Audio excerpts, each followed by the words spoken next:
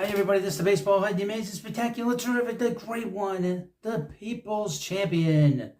Your host, welcome back to the Baseball Head. Hopefully you like this video and hit that subscribe button. And of course, if you're not on X, you're not on Facebook, you're not on any other platform, hit the subscribe button because you'll get everything on here about the Mets. And we're getting awfully close now to the trade deadline. As I record this video, it's 8 days away. And of course, we're all excited about it. It's the best time of year for Major League Baseball. Because it's a specific time when we hit 6 o'clock on Tuesday, July 30th. And that's going to be loads of fun. I love baseball, and I know you do, and you love the Mets. I try to get you the best information, the best rumors, talk about the games during the day, after the game, post-game shows and stuff like that. But here we have from Rising Apple. They came up with an interesting trade proposal. Quote, a bigger Mets-Brewers trade could be on the horizon after Sunday's small swap. Do the Mets and Brewers have a bigger deal they could make? Well, let's find out what they have to say in this. The Mets and Brewers made a trade on Sunday when Tyler J was swapped for TJ Shook. The deal involves a couple of double takes.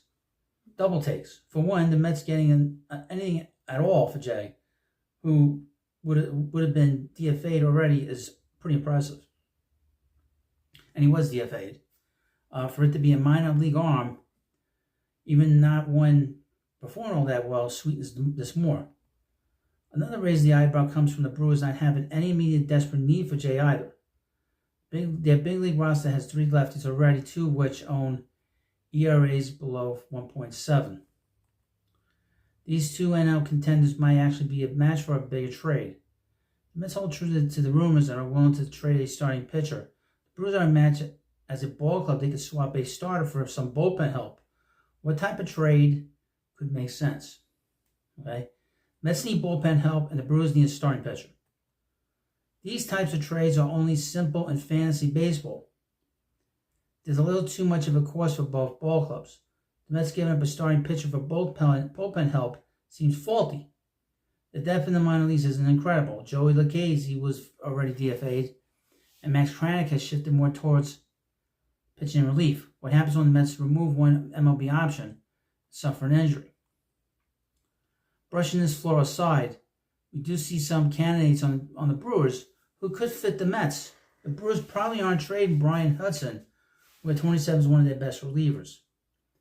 The more seasoned Hobby Milner has pitched better against righties than lefties, and his 4.91 ERA leaves a lot to be desired. Although 2.00 from last season makes him a curious case nonetheless. There's also Jared Koenig, who has come out of nowhere to pitch to a 1.62 ERA for the Brewers through 39 innings. He might be the most reasonable one to nab. Milwaukee has only 3 pitchers who've topped 10 starts this year. All have done well. This is a team ravaged by injuries. They have one of the best batting averages in baseball and are among the leaders in bullpen ERA. Where they've struggled most is with the starting pitching, mainly because they just don't have the healthy bodies. Is there a trade to be made? Another small deal could be the route to go. Would they want Lucchesi? Does a player like David Peterson, who might be out of New York's plans, bring some desirability because of a couple more years of control? I won't put anything past David Stearns in the coming week. This is the same guy who traded his own star closer, Josh Hader, in the middle of a pennant race, considering the J for Shook swap a reconnection conversation starter for possibly something bigger. So this is just speculation on the part of this writer. It's interesting to talk about it here. I don't know if the Mets are going to move this starting pitching. Just due to the fact there's been so much talk about them going to a 6-man rotation when Kodai Senga comes back from his, starts pitching from his injury. I also would point out Christian Scott has not pitched well. So there could be a possibility he gets sent down to AAA. Perhaps the Mets put Jose Butto in the rotation. There's plenty of options for the Mets to consider. Not just to think about trading a pitcher. And if they trade a pitcher, then you got to sort of maneuver some other people. Do you bring in another starter that is under team control next year that the other team doesn't want? A lot of different kind of baseballs that are in the air, as it were. And they just have to consider.